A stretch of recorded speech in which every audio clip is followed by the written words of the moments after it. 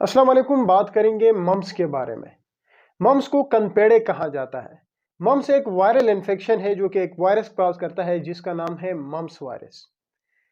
ये जो इन्फेक्शन है ये बड़ों के बनिस्बत छोटे बच्चों में बहुत ज़्यादा कॉमन होता है, स्पेशली जो 5 साल से लेकर 10 साल की जो उम्र होती है उसमें बहुत ज़्यादा डेवलप होता है। एडल्ट में भी मम्स कभी कभार डेवलप होता है लेकिन बहुत ही रेयरली डेवलप होता है। मम्स में होता क्या है कि जो हमारे पैरोटिड ग्लैंड है जो कि बिल्कुल कान के नीचे वाले हिस्से में पाए जाते हैं, इन ग्लैंड्स की स्वेलिंग हो जाती है यानी इन्फ्लेमेशन हो जाती है। और जब इन ग्लैंड की स्वेलिंग हो जाती है तो उसके रिजल्ट में हमारे जो गर्दन है उसमें यूनिलेटरली यानी एक साइड पे या दोनों साइडों पे स्वेलिंग हो जाती है, सूजन हो जाती है। अगर हम मम्स की फेसेस को देखें तो हम मम्स को डिवाइड करते हैं दो फेसेस में। एक को हम प्रोड्रोमल फेस कहते हैं, दूसरे को हम पेरोटाइटिस फेस कहते हैं। जो प्रोड्रोमल फेस होता है उसमें बच्चे को बुखार होता है, लॉस ऑफ एपेटाइट होती है और इरिटेबल होता है। जबकि जो पेरोटाइटिस फेस होती है उसमें पेरोटिड ग्लैंड की प्रॉपरली स्वेलिंग होती है। तो अब ऐसा नहीं है कि अगर किसी के गर्दन में स्वेलिंग नहीं है तो इसका मतलब ये नहीं है कि उसको मम्स नहीं हो सकता।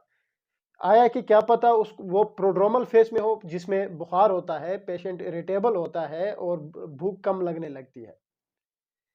क्योंकि ये एक वायरल इन्फेक्शन है तो इसका मतलब हरगिज़ ये नहीं है कि इसको हम एज ए एंटीवायरल देके ट्रीट करते हैं। इसमें एंटीवायरल नहीं दिया जाता। ये 10 से 12 दिन एक बार डेवलप होने के बाद 10 से 12 दिन के बाद खुद ब खुद ठीक हो जाती है।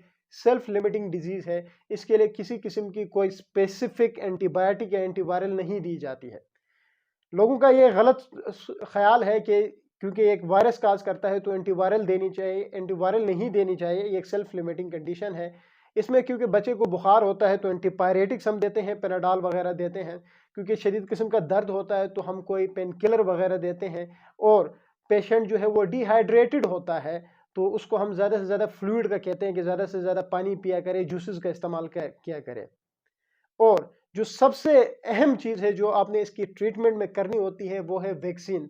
एमएमआर वैक्सीन जो है वो आपने लाजमी करानी होती है, जो इसकी स्पेसिफिक आप ट्रीटमेंट ऑफ चॉइस भी कह सकते हैं।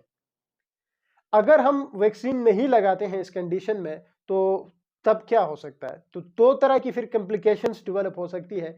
एक को ऑर्काइटिस कहा जाता है जो कि मेल में डेवलप होती है, जिसमें जो टेस्टीज है उनकी इन्फ्लेमेशन हो जाती है। दूसरे को उफराइटिस कहा जाता है जिसमें ओरीज की इन्फ्लेमेशन हो जाती है।